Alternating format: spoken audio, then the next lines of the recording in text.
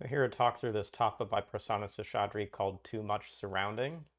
And it doesn't have a lot of easy break-ins. There's this pattern along the edge.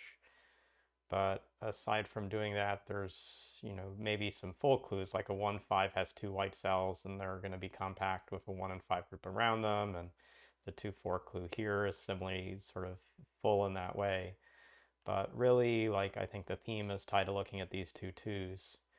And there's these places where they touch and they have sort of different flexibility around them, so this isn't maybe as interesting, but this place where these two clues look together has one spot that drew my eye, and that's at least I know one pattern that can't be true. This is a deadly pattern. If these two cells were both shaded, you would have fulfilled a 2 to the left, so these are marked off, and fulfilled a 2 to the right, so these are marked off, and that would not be connected to the rest of the tapas. So where I can't mark any shaded cells, I'm going to start by marking off that edge and seeing what it gives me. One thing that seems to do is I'm going to have one of the twos in this group of 4 cells and the other 2 in this group of 3 cells around this clue. So this cell can be marked in. And what I'm seeing in how that forces, again, recognizing I've got this limitation up here, notice if this came up, it now has to come across for this 2 clue, so that finishes this. This is now a 2x2 rule. Here's again this 2-2 clue being finished here. So we would again mark off the whole tapa if that came together. So now we can mark off this cell that connects me over to the left by 1. And that's now from this 2-2 clue going to connect me down by 1. So I'm starting to get some orientation around this 1-5. Let's think about what are the cells the one unit can be in this. This cannot be the one unit. Like, this is a way I could shade, but this cell would then not be connected to anything. And this cell can't be part of the 5, so I'm convincing myself this is an unshaded cell. These are going to be the shaded cells. It could be part of the 1 or the 5, depending on which of these corner cells is taken. This is connected to a 2-2. This is connected to a 2-2, so you get marked in. This is connected to this 2-4, so I've got to take at least one more cell. This is no by a 2x2 rule. These cells have to keep growing out to be connected, so that's going to finish the 4 around this clue and put in this 2. This 2-2 has this cell. It has to be taken as well. This cell taken as well. The rest we don't know. It's neither or. We marked off this cell, so we mark in this cell for the 1-5 clue. And this is a finished 2 around this, so this is marked off. So for connectivity, I've got to come this way, 1, 2, but no further up, come across here.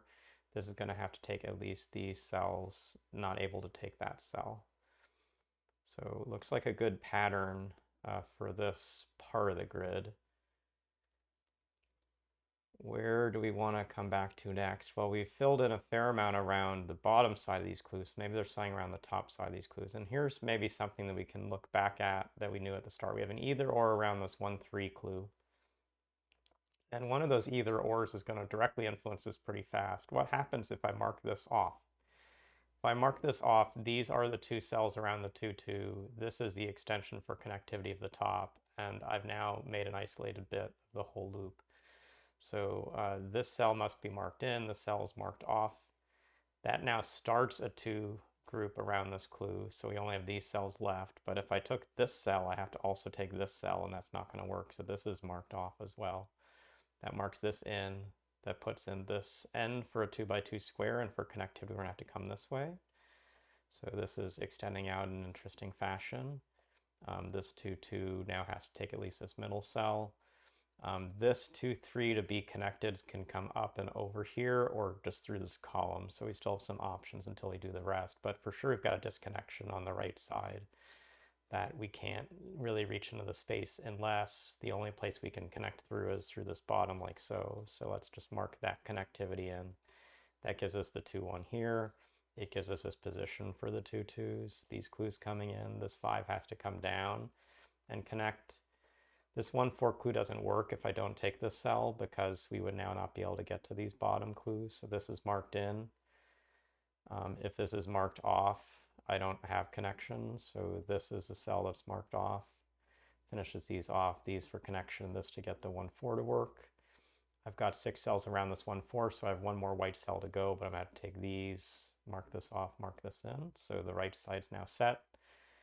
Coming along this bottom edge, we'd marked in 3 cells here. So this is a 2, marking this off. So this has to come up like a 3. This has to come up like a 2. This 2, 2 is now fulfilled, so this comes across. So this 2, 3 gets connected through like this and across the top, and we finish. So a tricky Thursday puzzle, definitely ramped up the difficulty for this week. I think one of the key things is not looking at individual clues, but pairs of clues, and this interaction between this top 2, 2 and that 2, 2 had a fair bout of fruit.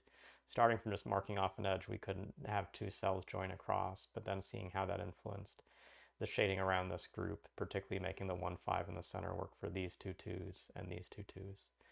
So a lot of intrigue through the puzzle. Hopefully you got some insights from watching this video, and we'll see you again soon.